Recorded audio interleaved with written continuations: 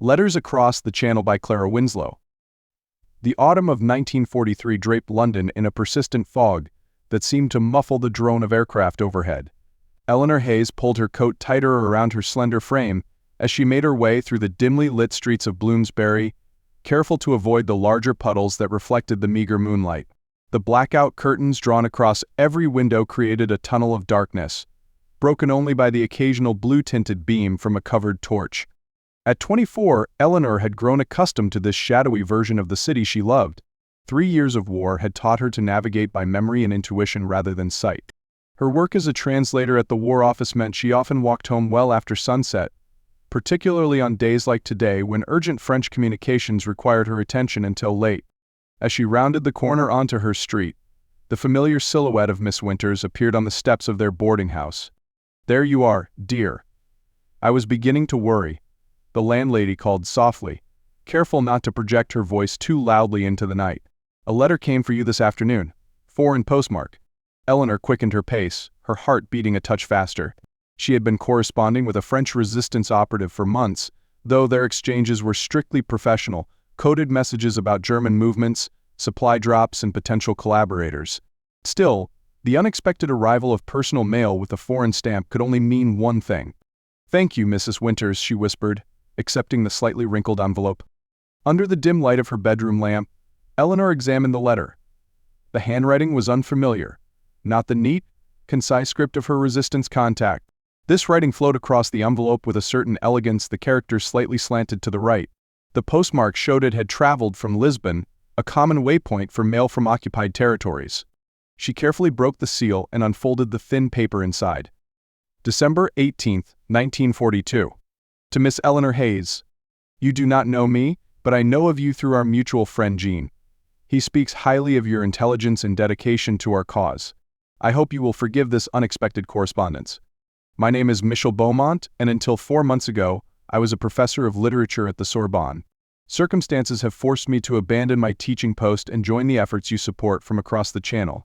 Jean believes your fluency in our language and your position might make you a valuable ally in my new endeavors, which primarily involve documenting and preserving what remains of our cultural heritage as it faces systematic destruction. If you are willing to assist, please respond through our established channels with simply your name and the title of your favorite novel. I will understand this as your agreement to correspond further on these matters. With sincere respect and gratitude, Michel Beaumont." Eleanor read the letter twice more, her trained eye searching for any hidden messages between the carefully crafted lines. Finding none, she set it down on her small desk and contemplated her response. The request seemed innocent enough. Helping preserve French cultural artifacts was hardly a security risk, yet experience had taught her to proceed with caution. After a moment's hesitation, she retrieved a sheet of paper from her drawer and began composing a reply that would be routed through the underground network back to France. January 5, 1943. Mr. Beaumont. Eleanor Hayes, Pride and Prejudice. Regards. 3 weeks later, a second letter arrived through the same channels, thicker than the first. Inside was a detailed description of a collection of medieval manuscripts hidden from German authorities in a monastery near Lyon, along with a personal note. "The fact that you chose Austen speaks volumes about your character, Miss Hayes. I, too, appreciate her wit and keen observations of societal constraints. Before the war, I taught a course comparing English and French literature of that period. I often wondered what Austen would have made of Hugo's grandiosity or Balzac's realism. Perhaps when this darkness lifts, such academic questions will matter again." Eleanor smiled despite herself. It had been a long time since anyone had engaged her on literary matters. Her university days at Cambridge seemed a lifetime ago, though barely 3 years had passed since she'd traded her studies for war work. Over the following months, their correspondence continued. Official information about cultural treasures at risk was always accompanied by increasingly personal reflections. Eleanor learned that Michel had lost his wife to illness in 1939, just before the war began. He had a daughter, Camille, who was safely hidden with his sister's family in a remote village in unoccupied France. He had studied at Oxford briefly before returning to Paris to teach. He played the violin poorly but with great enthusiasm. In turn, Eleanor shared selective details about her own life. Her childhood in Suffolk, her passion for languages, her younger brother serving somewhere in North Africa. She described London's resilience, The strange camaraderie that had developed among strangers sheltering together during air raids, the small victory garden she and Mrs. Winters maintained behind their boarding house. By summer, their letters had grown longer, more intimate in their observations if not their direct expressions. Eleanor found herself checking for mail with an eagerness that both troubled and exhilarated her. In July, a message came through official channels. Michel needed to meet with someone from British intelligence. He had information about a planned German operation to transfer looted art from France to secure locations in Austria. Eleanor's supervisor asked if she would serve as translator for the meeting, scheduled to take place in Lisbon in 3 weeks' time. "You're familiar with his documentation methods," her supervisor explained, "and your language skills are impeccable. The trip isn't without risk, but the Portuguese capital is as neutral a ground as we're likely to find." Eleanor agreed immediately, though she kept her personal interests carefully masked behind professional detachment. The journey to Portugal via military transport was tense, but uneventful. Eleanor spent the hours reviewing her notes and trying not to dwell on the prospect of finally meeting Michel in person.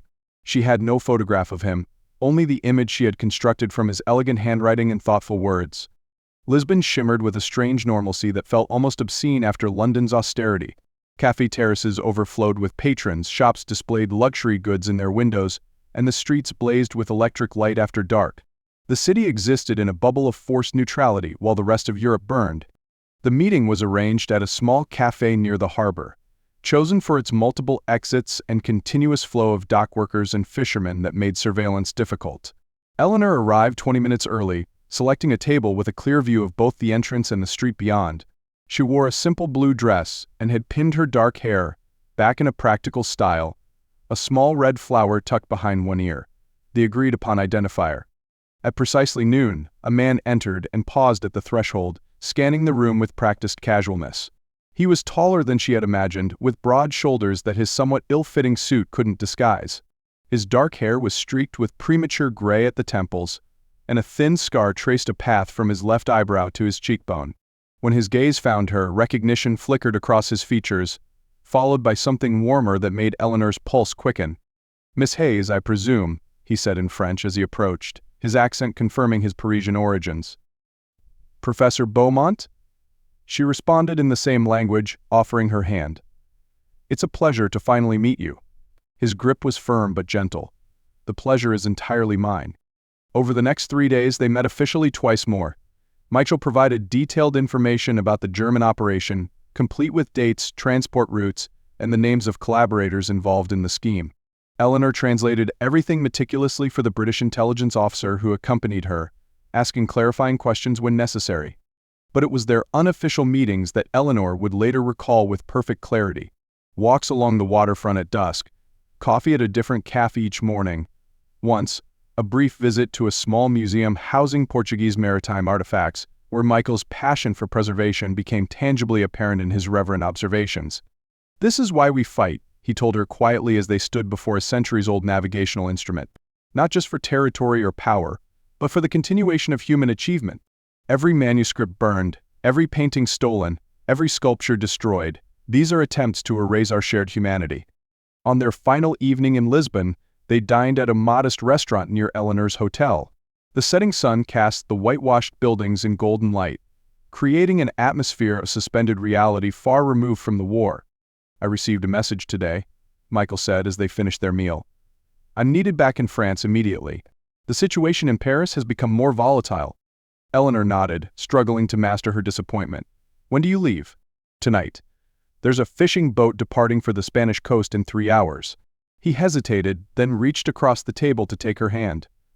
"Eleanor, these few days have meant more to me than I can properly express." "And to me," she admitted, abandoning the professional distance she had maintained throughout their official interactions. "When this war ends," he began. "When, not if," she interrupted with a small smile. "Yes, when," he smiled back. "When this war ends, I would very much like to show you Paris as it should be seen. The Sorbonne, the Seine at sunset, the small bookshop near my apartment that somehow specializes in English poetry." "I would like that," she replied, allowing herself to imagine such a future for the first time since the war began. They parted at the restaurant, both aware that a more prolonged goodbye at the docks might attract unwanted attention. Their farewell was brief, a clasping of hands, a promise to continue their correspondence, a look that conveyed what words could not.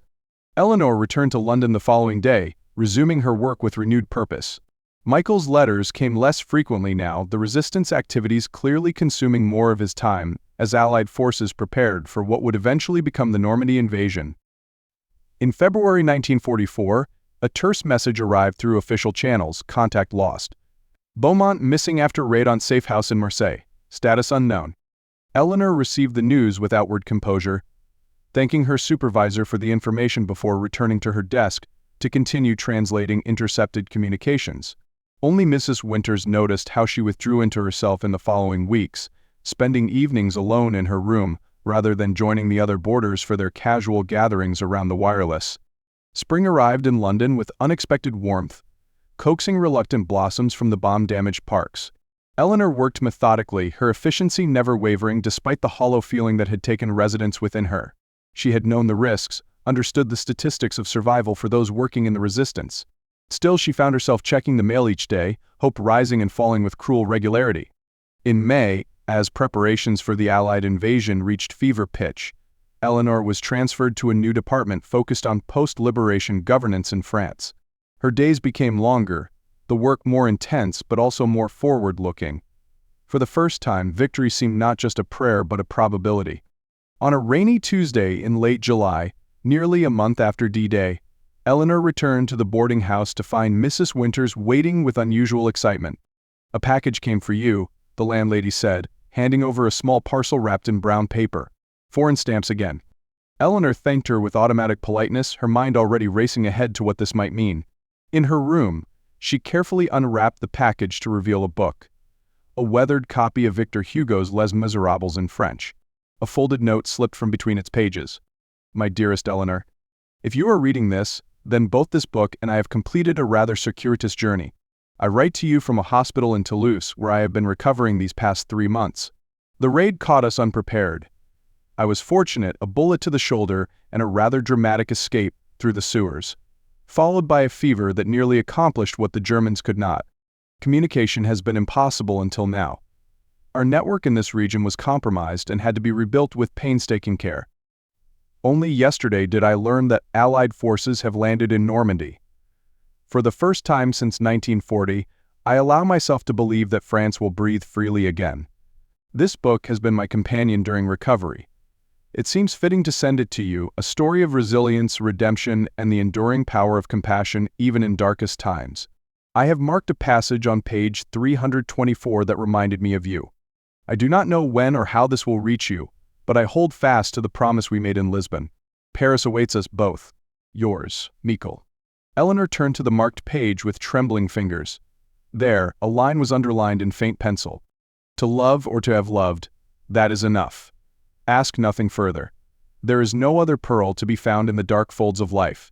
6 months later, as winter released its grip on a liberated but battered Europe, Eleanor stepped off a military transport plane onto French soil.